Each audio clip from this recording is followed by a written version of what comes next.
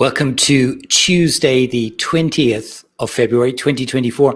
My name is Jimmy Bradbury. I help entrepreneurially minded people who feel stuck in a 9-to-5 job, or maybe they own their own business, but it feels like a job. I help those people take their knowledge and experience on any given topic that they've got passion around. They want to share that knowledge and experience with other people and help those people move forward in their lives and get paid doing it. So this week, all of this week, I'm going back to the very beginning, because I think for a lot of people who want to build an online business today, they want to know the very first step.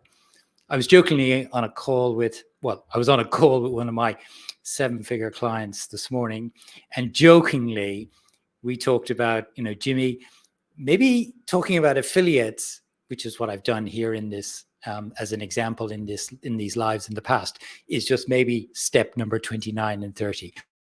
And they're right. But I want to give people a big picture of the potential of building an online business. But I've also got to remind myself, a lot of people who follow me are just starting out online. They're still in a 9-to-5 job, or they're still in a business that feels like a job. They own the business, but it's a grind. It could be a coaching business. It could be a business that's more traditional, but it just feels like a grind, and they want to have more freedom in their life. And they want to be able to build a business online that gives them that freedom. But they're back at the beginning and they've got overwhelmed because they don't know what the first step is. So all of this week, I'm going right back to step number one. And step number one is about knowing what you are about. Just to recap, I gave the big picture yesterday. Recap, step one is knowing what it is you're about. Not what do you do, but what are you about? And that is, I see it in two parts. Number one, what value you create and add to your audience. And number two, most importantly as well, because a lot of people miss this out, is who specifically are you trying to attract?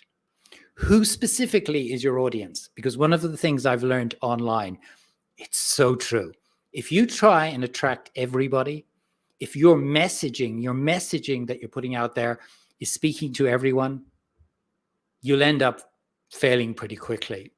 Because in the online space, you have to be very specific about who you can help. I know so many people want to help so many people, but it's the people that are very specific and their messaging is very specific are the ones who are going to succeed online. So knowing the value that you add and knowing who specifically you can help is really important. And that's where it all starts.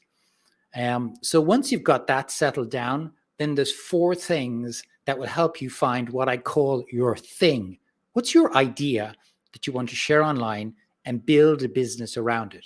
Now, when I say a business, it could be a full-time business like I do, or it could just be a part-time business like a side hustle where you're earning some additional income whilst you're working in your 9-to-5 job, and you use that to be able to support your family while you think about making a transition into the online space. So getting your thing right, your business idea, is really, really important. And yesterday, and I'll do it again, I put a download here, just below this, where I created this guide that will help you understand what your thing is. So download the free guide and work through it, because I think it'll help you enormously. But essentially, it comes down to 4 things. And it's that intersection of those 4 areas that really become your business idea. So over the next 4 days, today, Tuesday here in Australia, through to Friday, I'm going to talk individually on each of the days about the 4 things. So today, I want to talk about the very, very first thing. And that is picking a topic that you feel is something that aligns with your skill and your know-how. That's really important. Skills and know-how. In Wednesday, Thursday, and Friday, we'll talk about the other 3 areas. But the first area to be able to demonstrate or come up with your business idea is, what skills do you have? What know-how do you have? And what do I mean by that? Is, what experience have you got in life of doing something? So you could be a teacher and you want to teach other teachers how to do something. You could be a yoga teacher, or you could just have a passion for yoga and you want to teach other people. You could be somebody who likes walking dogs and you want to teach other people how it is you go about walking dogs. You could be a piano teacher or a guitar teacher, or somebody who loves playing the piano, or somebody loves playing the guitar and you want to teach other people how to do it too. So having that experience in the area really helps, of having done something. Or you could have the knowledge, or you could have gone through a transformation yourself and you have achieved that transformation, or you've helped other people achieve that transformation. So, example, in my case, I worked in a 9-to-5 job for 25 years. I came out of that, started up my own business. I had a restaurant that didn't go well. I had a live music bar.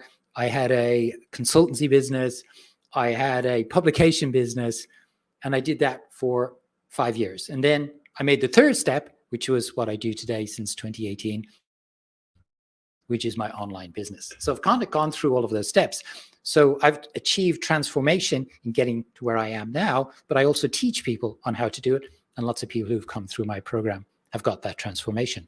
But whether it's a transformation you've got, or whether you've helped other people achieve that transformation, that is your experience. That's your know-how. That's what you can use to help other people. So if we go back to the teacher example, you could be a school teacher who wants to and has come out of the schooling system. If anybody follows me, in 2019, I saw an opportunity where I just think the schooling system today, the education system, is so out of date. Whether that is schools or, in fact, universities as well, they're just so out of date. They're out of touch with what people need today. I saw that opportunity. I went in and I taught my Young Entrepreneurs Academy, which was an academy I taught in schools in Australia, in 4 schools. And then I put it online and it really took off. And it became my first online business that was really successful after 3 attempts.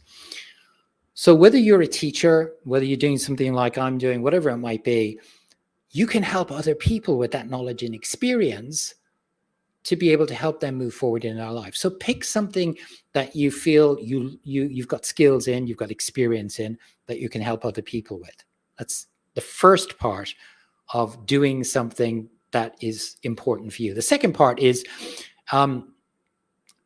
this is really important because a lot of people think they have to have expertise in this area going back 4 or 5 years. And I talked about this briefly yesterday. We're caught up in this world today where we have to have a 4-year college degree, or we have to have a certificate to do certain things. We have to get permission from somebody else to teach somebody. And it's so out of date. It really is so out of date. Like when I was teaching my Young Entrepreneurs Academy, I love schools. I think they're a really important part of how we as individuals evolve and grow and learn. But I got experience firsthand, and I see some of the teachers in the school, and they were teaching a curriculum in exactly the same way as I taught it, or as I experienced it when I was in school hundreds of years ago. Now only joking, 40 years ago, 30 years ago, whatever it was. Anyway, it was a long time ago. And it's so out of date for what children want today. So if you've got a view on that, and if you've got a way to be able to help teachers, so for example, school teachers, get out of that system or do things in the system that you've experienced success with, then teach them how to do it. You don't have to have the college degree to be able to do that. So we don't have to have that long 4 or 5 years of experience or 20 years of experience. We just have to be, what I said yesterday, one step ahead of the person who wants to get where they want to get to. Coming back to my example, I help people build an online business. I help them get out of a 9-to-5 job, create more freedom in their life to be able to do the things they really enjoy doing. There's hundreds of other people doing this, and they're doing it a lot longer than I. But the people that I'm working with today, they're where I was 5 years ago, 4 years ago, some of them 3 years ago. Actually, the student I was talking about today, the 7-figure student, she is where I was 12 months ago. She's exactly where I was 12 months ago. And I'm helping her get to where it is where she wants to get to, because I got one more year of experience compared to her, and where it is she wants to get to, I've got that knowledge. So helping people with the knowledge and experience you've got doesn't mean to say you've got to have all this huge amounts of years of expertise. You just got to be one step ahead of that person. The third thing then, in creating something that's important to you, like that first step of your thing, you've got to do something that comes naturally to you. If you try and force it, it's probably going to come out in the way you teach, and it's certainly going to impact your students. Just do something that comes naturally to you. What comes naturally to you? So for me, I've had to learn this, but for me, video comes naturally to me. I love video. If you give me a choice between 3 long form pieces of content that I could do, write a blog, do a podcast, or shoot a video, hands down, I would shoot a video. I love video, but I've had to force myself to do it. I've had to get a coach to help me. And I've had to, most importantly, be consistently practicing it every single day. I did this out to a group of people yesterday. I said to them, I think now I've gone one whole year, 12 months, without missing a day, Monday to Friday, where I've done a live. Part of it is I want to share what I know, but also because I want to really get comfortable doing it. And there's no better way to do that to practice it. So then it becomes natural to you, and it has, and I love it. So the point here is make sure that you do something that comes natural to you, because when you do, you'll enjoy it. I love doing these videos every day. I really do. When I started, I was, oh no, I don't want, oh, what am I going to say today? I don't know. And I kind of back away from it. But now I love doing it. So whatever it is you love doing, make sure that's part of that skill and know-how that you're going to share in the first step of your thing. So to recap, number 1, in terms of putting together the first step of your thing, your business idea, make sure you've got experience or knowledge or achieved transformation, or you've achieved transformation for somebody else. Number 2, make sure that you do something that comes naturally to you. Maybe it's playing the guitar. Maybe it's, playing the piano. Whatever it is that comes naturally to you, make sure that becomes a big part of figuring out what your thing is. And number 3, make sure to get away from this. You've got to have 4 or 5 or 6 years of experience. You've just got to be one step ahead of the person who wants to learn how it is they can get to where it is you are. You just need to be one step ahead of them. You don't have to be the expert with the college degree who's done years and years of experience. No, you just need to be one step ahead. So put all those 3 things together, and you've got the first step of knowing what your thing is, which is your skills and know-how.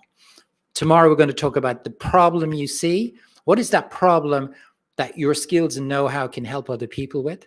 Then the next day, we'll talk about really what lights you up. And then the final day is how do we monetize all of that and turn it from a hobby into a business? And then from all of that, you've got the pieces to be able to understand what your thing is, your business idea, to be able to start the first step of building your online business. Hopefully that's been helpful for you today. Don't forget that there's a download below here, which explains in a guide, 4 or 5 pages free, which shares with you how it is you pull all this together to be able to identify what your thing is. Hopefully that's been helpful for you today. And I look forward to talking to you again tomorrow. Bye-bye.